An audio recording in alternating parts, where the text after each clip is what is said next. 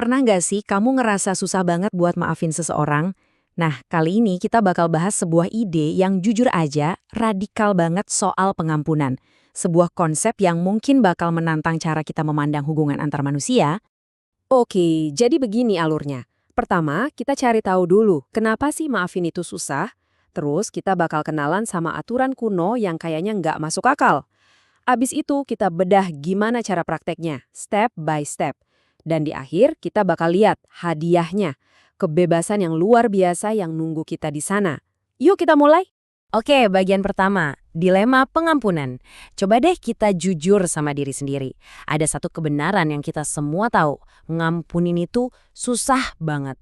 Kayaknya kita semua pernah deh di posisi ini, ya kan?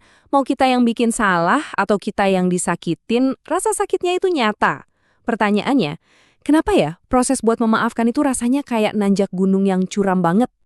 Nah, ini yang sering kita lupa. Waktu kita milih buat gak memaafkan, kita pikir kita lagi ngehukum orang itu. Padahal, kita lagi ngehukum diri sendiri. Kita jadi bawa-bawa beban berat. Isinya ya dendam, ego, sakit hati yang gak hilang-hilang. Persis kayak yang ada di slide ini. Dan disinilah letak anehnya kan? Kita semua sadar, sebagai manusia, ya pasti pernah salah. Itu udah sepakat. Tapi lucunya, kita sering banget nuntut orang lain buat sempurna, dan susah banget buat maklumin kesalahan mereka. Terus, gimana caranya kita mutusin rantai ini? Nah, ternyata ada sebuah teks kuno yang nawarin solusi yang bukan cuma beda, tapi bener-bener radikal. Yuk kita lihat aturan 77 kali. Ceritanya gini, ada yang nanya pertanyaan simpel. Cukup nggak sih kalau saya maafin orang 7 kali? Dan jawabannya bukan cuma nggak cukup, tapi sebuah angka yang kedengerannya mustahil. 70 kali 7. Oke. Kalau pakai kalkulator, itu 490. Tapi kalau kamu mikir ini soal nyatet kesalahan orang sampai 490 kali baru berhenti, wah salah besar. Angka ini cuma simbol. Jadi ini bukan pelajaran matematika ya, ini tuh metafora. Pesannya jelas, buang jauh-jauh kalkulator mental kita. Ini standar baru, pengampunan yang gak ada habisnya, tanpa batas, tanpa syarat. Dan biar konsep yang radikal ini gampang dicerna, ada satu cerita, satu perumpamaan yang simple tapi ngena banget. Kisah tentang hamba yang gak mau mengampuni. Coba deh lihat perbandingan ini. Gila banget kan bedanya? Ada seorang hamba yang utangnya setara gaji seumur hidup, mustahil bisa dibayar. Dan utang itu dihapusin gitu aja sama rajanya. Tapi orang yang sama, yang baru aja dapat pengampunan sebesar itu, malah langsung nyekek temennya cuma gara-gara utang receh yang setara gaji beberapa bulan. Jomplang banget kan? Inti ceritanya tuh kayak kita lagi ngaca. Kita semua diajak buat ngasih pengampunan yang sama besarnya, sama luasnya, kayak pengampunan yang kita harapkan. Atau bahkan yang mungkin udah pernah kita terima.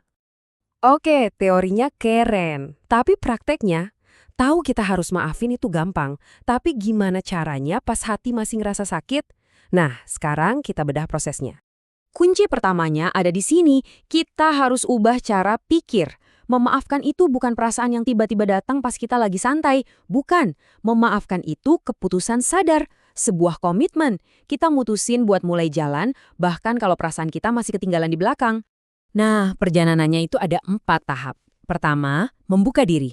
Artinya, kita akuin dulu kalau kita emang sakit hati. Kedua, membuat keputusan. Kita komit, oke, saya mau memaafkan. Ketiga, mengambil tindakan. Ini bisa dengan ngomong langsung atau sekedar mengubah sikap kita. Dan yang terakhir, membatinkan kedamaian. Disinilah kita benar-benar ngerasain lega karena udah lepasin beban itu. Kita udah bahas kenapanya, udah bahas gimananya. Sekarang pertanyaan paling penting, buat apa susah-susah? Apa sih rewardnya di ujung jalan ini? Yuk kita ngobrolin soal kebebasan dari memaafkan. Manfaatnya, wah ini dia. Coba bayangin deh punya hati yang tenang, adem, damai. Bayangin hidup tanpa diganggu pikiran dendam terus-terusan. Hubungan sama orang lain jadi lebih enak. Dan tembok ego yang selama ini ngekang kita, akhirnya runtuh. Jadi kesimpulannya, memaafkan itu bukan tanda kita lemah. Sama sekali bukan. Justru sebaliknya, ini adalah tanda kekuatan. Tanda kedewasaan emosi dan spiritualitas yang luar biasa. Dan ini mungkin pesan paling penting dari semuanya. Waktu kamu memaafkan, kamu mungkin ngerasa lagi ngasih hadiah ke orang itu. Tapi sebenarnya, hadiah terbesar itu buat diri kamu sendiri. kamu lagi ngebebasin dirimu dari penjara yang kamu bangun sendiri. Sebagai penutup, yuk kita bawa konsep besar ini ke hidup kita masing-masing. Coba renungin sebentar. Siapa orang di hidupmu yang butuh pengampunan darimu hari ini? Mungkin orang lain, atau jangan-jangan diri kamu sendiri?